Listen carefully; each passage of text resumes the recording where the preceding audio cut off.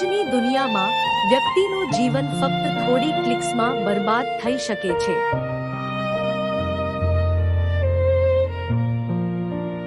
ભારત અને વિશ્વના ઘણા ભાગોમાં નકલી અથવા મોર્ફ કરેલા ફોટા અને જનરેટેડ છબીઓનો ઉપયોગ લોકોને અપમાનિત કરવા અને બ્લેકમેલ કરવા માટે કરવામાં આવે છે. આનાથી કેટલાક લોકો ઊંડા હતાશા અને આત્મહત્યા તરફ પણ દોરી ગયા છે. ફરીદાબાદમાં એક 19 વર્ષીય વિદ્યાર્થીએ આત્મહત્યા કરી હોવાનું કહેવાય છે કારણ કે તેને ધમકી આપવામાં આવી હતી કે તે પોતાની અને તેની બહેનોની અશ્લીલ મોર્ફ કરેલા છબીઓ બનાવીને જો પૈસા ન આપે તો તેને ફેલાવી દેશે. તમિલનાડુમાં એક યુવતીએ ફેસબુક પર વારંવાર મોર્ફ કરેલા નગ્ન છબીઓ પોસ્ટ કરવામાં આવ્યા બાદ આત્મહત્યા કરી હતી. તે શરમ સહન કરી શકી નહીં. નકલી છબી અથવા ફોરવર્ડ કરેલો સંદેશ એક તીક્ષ્ણ છરી જેવો હતો જેણે તેના જીવનમાં સીધો ઘા કર્યો હતો. તે એવી દુનિયામાં છે જ્યાં ગોસ્પેલ આપણને સંત જોસેફ તરફ દોરી જાય છે. જોસેફ પાસે મેરીનો પર્દાફાશ કરવાની શક્તિ હતી. જ્યારે તેને ખબર પડી કે તેઓ સાથે રહેતા હતા તે પહેલા મેરી ગર્ભવતી હતી, ત્યારે તે જાણતો હતો કે બાળક તેનું નથી.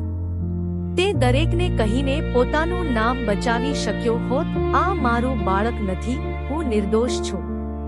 પરંતુ સુવાર્તા કહે છે, તે એક ન્યાયી માણસ હતો અને તે તેણીને શરમાવવા તૈયાર ન હતો. તેથી તેણે તેણીને શાંતિથી છોડી દેવાનું નક્કી કર્યું.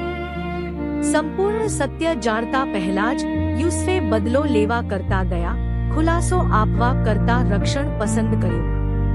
યુસુફે દુઃખ અને મૂંઝવણમાં હોવું જોઈએ. જો કે તે ગામમાં ફરીને પોતાની વાર્તા કહેતો નહોતો. તેણે લોકોને પોતાના પક્ષમાં લેવાનો પ્રયાસ કર્યો ન હતો. તેણે પોતાનું દુઃખ પોતાની અને ભગવાન વચ્ચે રાખ્યું હતું. તે શાંતિથી પાછળ હટવા તૈયાર હતો જેથી મેરી જાહેર ગપસપમાં ન ખેંચાય. જ્યારે આપણી દુનિયા શબ્દો અને પડદા દ્વારા ખુલ્લી પડે છે, ત્યારે યુસુફે પોતાનું મોં બંધ રાખ્યું અને મેરીના સારા નામનું રક્ષણ કર્યું. આ આપણા રોજિંદા જીવનનો સ્પષ્ટ અરીસો છે. ઘરે શું આપણે આપણા પતિ કે પત્નીના દોષો બીજાઓ સાથે શેર કરીએ છીએ? શું આપણે આપણા બાળકોની નિષ્ફળતાઓને આપણા પડોશીઓ અને સંબંધીઓ સમક્ષ ઉજાગર કરીએ છીએ?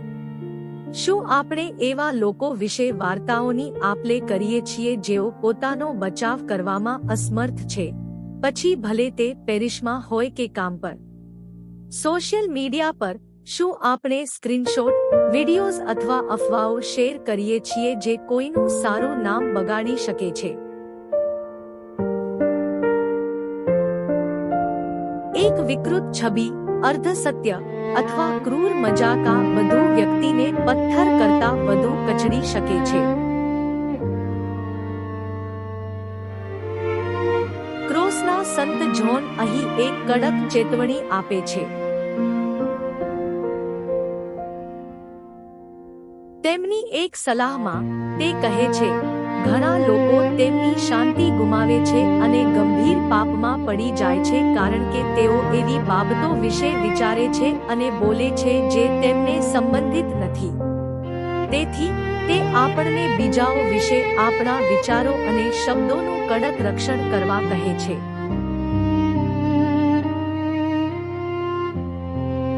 જોસેફ આનું એક સુંદર ઉદાહરણ છે.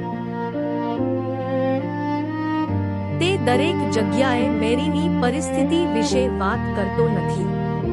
તે ન્યાય કરવામાં કે ટિપ્પણી કરવામાં સમય બગાડતો નથી. તે બધું ભગવાનને સોંપે છે અને તેના મોંથી તેનું રક્ષણ કરે છે. તે સમયે ભગવાન તે મૌનમાં બોલે છે. સ્વપ્નમાં એક દેવદૂત તેને કહે છે, જોસેફ, દાઉદના પુત્ર, મરિયમને તારી પત્ની તરીકે લેવાથી ડરશો નહીં, કારણ કે તેનામાં જે ગર્ભ છે તે પવિત્ર આત્માથી છે.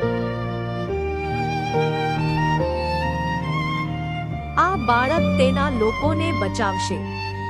તે ઇમેન્યુઅલ છે, ભગવાન આપણી સાથે છે.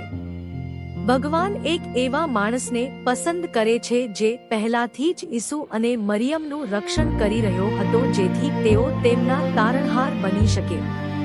યુસુફ જાગ્યો, તેનું પાલન કર્યું, મેરીને ઘરે લઈ ગયો અને બાળકનું નામ ઈસુ રાખ્યું. લોકો શું કહેશે તેના ડરથી તે પાછળ રહેતો નથી. તે શબ્દોથી પોતાનો બચાવ કરતો નથી. તેની હા તેના કાર્યો દ્વારા બોલાય છે. આ સુવાર્તા આપણામાંના દરેક માટે એક પ્રશ્ન ઉઠાવે છે. જ્યારે કોઈ મને દુઃખ પહોંચાડે છે, ત્યારે શું હું તેમની ગરિમાનું રક્ષણ કરું છું કે હું તેમની નબળાઈ છતી કરું છું? જ્યારે હું કોઈ રસપ્રદ વાર્તા સાંભળું છું, ત્યારે શું હું તેને ફોરવર્ડ કરું છું કે તે મારી સાથે જ સમાપ્ત થાય છે?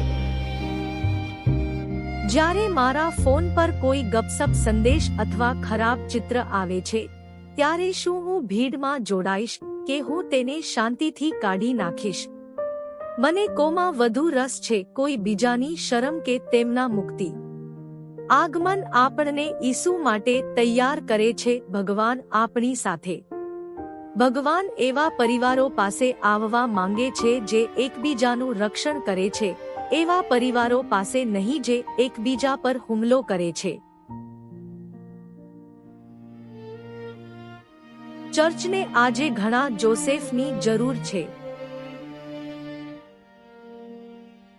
પતિ પત્ની જે એકબીજાની નબળાઈઓને પ્રેમથી ઢાંકે છે.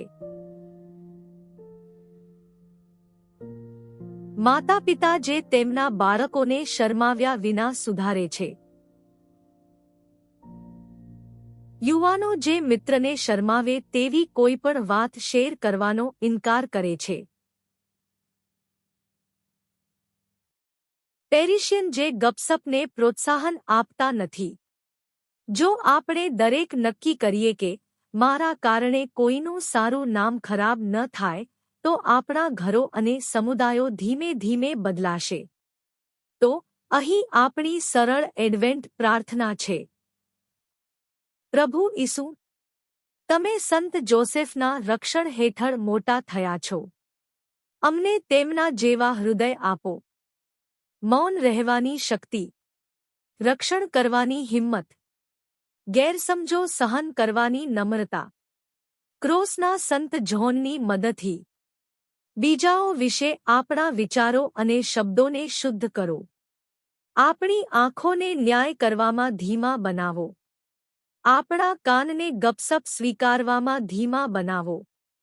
આપણી જીભને તેને ફેલાવવામાં ધીમા બનાવો. આપણા ઘરો અને પરગણાઓ એવા સ્થળો બને જ્યાં દરેક વ્યક્તિનું ગૌરવ અને સારું નામ સુરક્ષિત રહે. જેથી એમેન્યુઅલ, તમે ખરેખર અમારી વચ્ચે રહી શકો. આમીન. If this reflection helped you, share it and stay with us for the next echo of His Word.